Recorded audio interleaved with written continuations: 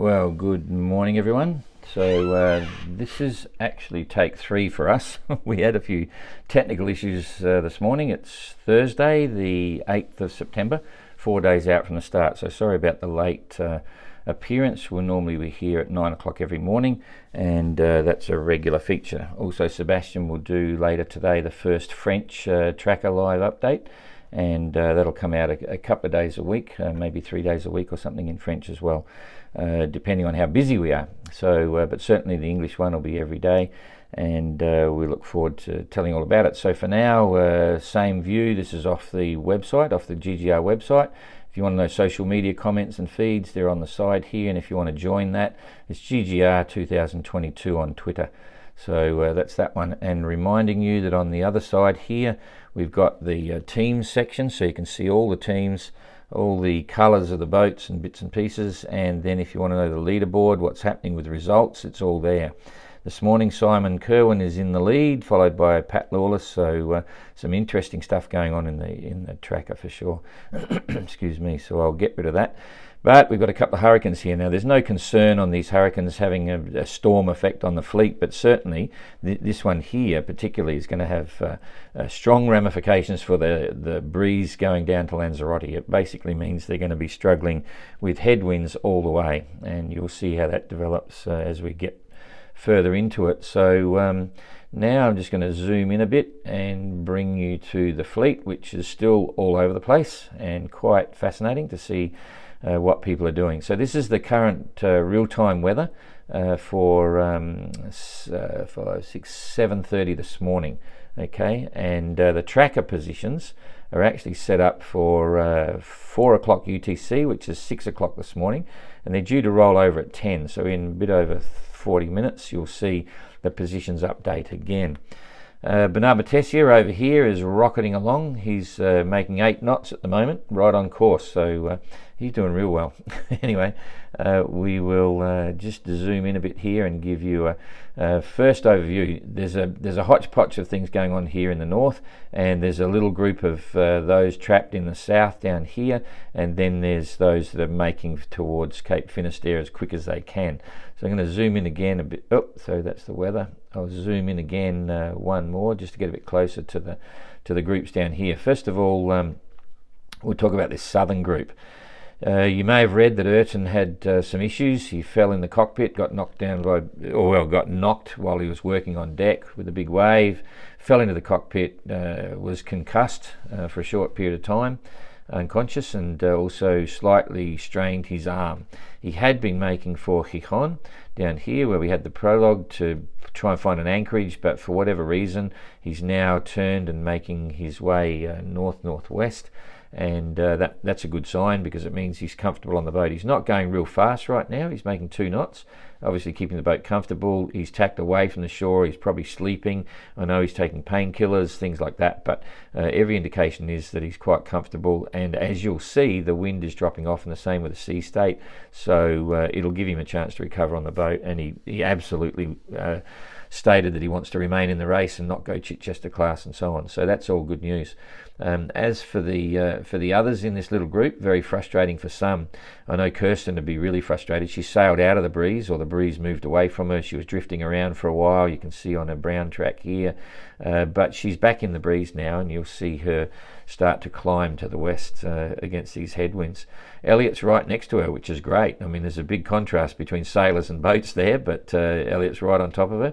And Guy de Boer, he was heading straight for Gijón again, not intending to stop, but just looking for some calm weather, and he got a bit too much of a calm. But at that point this morning he was doing 5 knots, so the breeze kicked in. You'll find that he's absolutely for sure tacked across on the next positions in 40 minutes. Jeremy, a little bit ahead of the pack, but doing okay, and Guy is absolutely back up in the breeze.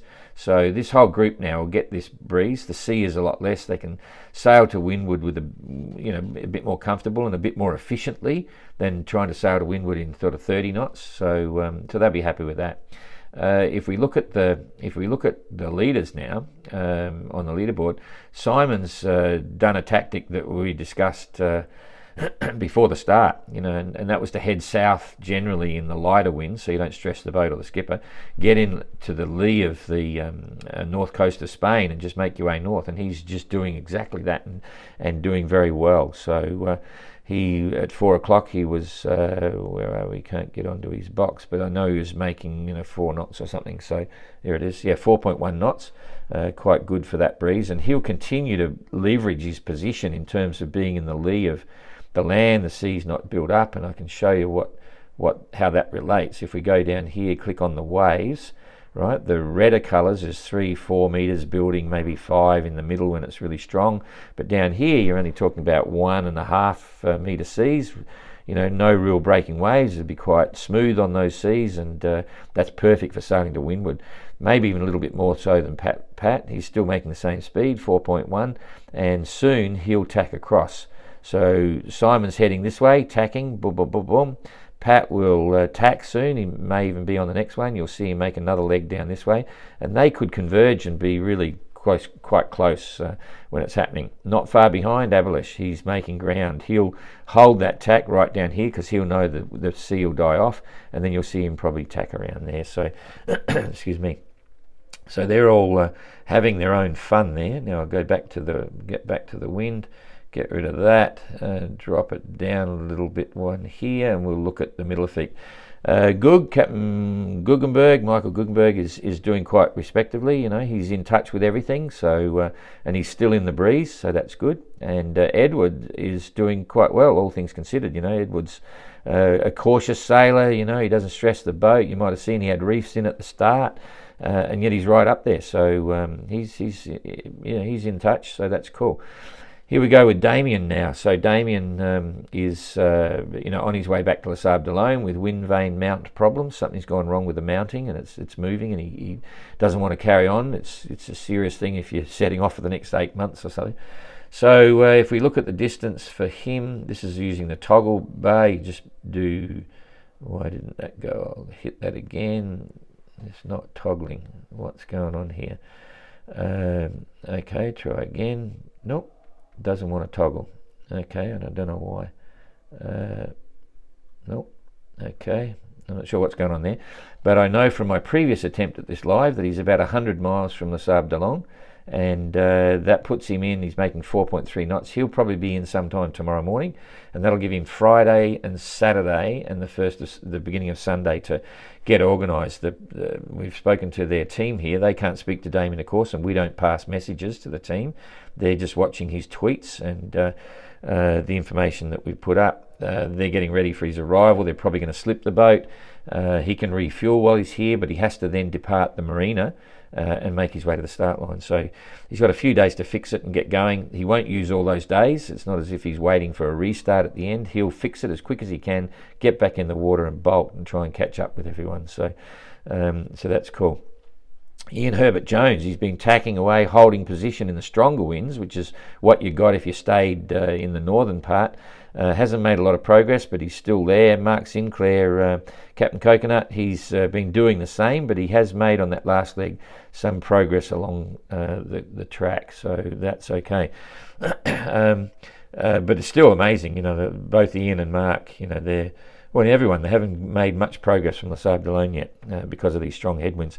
Tapio on track for his original plan. Get up here as soon as the winds swing from the southwest to the west, he'd tack down, which he has, and he's making 5.3 knots. He'll continue to do that all of today, but you'll see in a minute when I show you the forecast what's happening to the weather. He'll run out of breeze like the others, and he will be a lot closer. There'll be a bunch of 4 or 5 there in the lead group. But certainly Tapio's had it harder and tougher on the boat and him while he's been moving in these strong southwesterly winds. The guys that went south have had a lot easier ride, not stressed their boats, and probably got some good sleep. Now this is the Arnaud. If I drop this back to show you what's going on here, for some reason this is Arnaud. He's heading up to England. I've got no idea why he's doing that, because he's actually sailing away from the mark. He's trying to go down here, and now he's heading up in the north, which is nuts. So we didn't get a message from him yesterday. We're not concerned, but it's unusual that this track. So we just sent him a message this morning early and asked him to acknowledge that everything's okay. So, but yeah, very strange. I mean, you can see with this westerly wind, even if he tacked, he'd be coming down the other way, which is at least, heading generally in the right direction, not moving away from the mark. So this is a strange one. I think, hopefully what we'll see in the next update in about half an hour is that he has tacked and he's coming back in this direction. So all looking quite interesting. Now here's the go with the weather. Where's my weather track here? Something's going wrong. Oop, now we've got a toggle bar that's popped up. I'm not sure what's happening here. But anyway, so this is the current weather. I'm going to slide it forward, remembering that you can slide this bar to look at the forecasting. And you can already see that there's light winds coming. And to show you properly, I'm going to zoom back a bit. You can see all of the strong winds are gone. There's a big area here of not much wind at all. So I'll move forward about 12 hours. This is 9:30 tonight UTC. There's still a bit of breeze there. Simon will be sneaking around the corner in these light headwinds. Pat will probably tack across and go a bit faster because he's got more wind as he's coming down, but I think they're neck and neck. Tapio will still continue to head down in that breeze for a lot longer than these guys because it's moving back. So that's at 9:30 tonight. If we go through till say 24, well that's a bit more than 24 hours. I'll just pull it back a bit. Okay, so this is about 24 hours from now, and you can see there's no wind around Cape Finisterre at all, right? So it's very light winds. So Tapio will drive out. I think you'll see the 3 or 4 boats. Simon, Avalish, and Pat and Tapio will all be sitting here in very light headwinds. Okay, and the others will be trying to catch up. Now, if I zoom right out to show you what's going to happen in the days after that, you'll see the influence of this hurricane out here. Now, there's no storms coming, but if you look, there's no wind along the Portuguese coast. To give you an idea where they're going, here's the Canaries down here. Lanzarote is right there. Okay, that's where it's happening. So if I go through now to the 10th, let's see, I'll click on here. You can click and drag it or just hit it. So that's midday on the 10th. So a day and a half from now, or 8th, 9th, 10th, or maybe 2 days away. No wind here, light headwinds there. So that's a real challenge. And I think if I was going down there, if they've got the forecasting and they know what's going on, you'd have this routine where, and I'll just expand on this, as they're coming down, it's a juggling act. It's all headwinds. So you try and sail down this band here where there's nice headwinds. And what you do is you head out on one leg, on your starboard tack, out here. As soon as the wind's dying off, you tack across straight away before you lose it.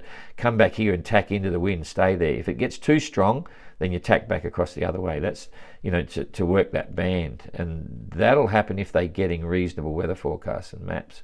So, and then slowly but surely, they've got this sort of wind, no wind or headwinds. That's right through to the 11th, and it carries through to the 12th. The headwinds are over. There's a lot stronger there. That's probably 25, maybe gusting, up to 30 in this lot. So it's hard work, and that's right through to the 12th. So that's another 4 days away. You can see it's still, still starting to, still generally a headwind component, but it's starting to swing. Now, one interesting issue is here. This is all tailwinds. So, but it's too late for Tapio. He won't get that far out. But it'll be interesting to see what happens with Damien when he leaves and the tail enders. It's going to be a mixed match. So at the end of the day, it's very hard work for these guys and girls, and it's part of the trade-off for. I'm trying to get it back to real-time weather here. Part of the trade-off for leading in September. When we left in 1st of July last time, we didn't have any of this. It was really quite a fun ride. There was light winds, but they were all in the right direction. But now it's a transition period with the seasons, and this is what you get. And it looks like they've got 10 days of headwinds, which is really tough. So keep an eye out for the tweets and the SoundCloud recordings and all that sort of stuff, and we'll keep the story coming. Thanks for following us. Sorry this one was late, and hopefully the internet has given this an instant coverage. See you later.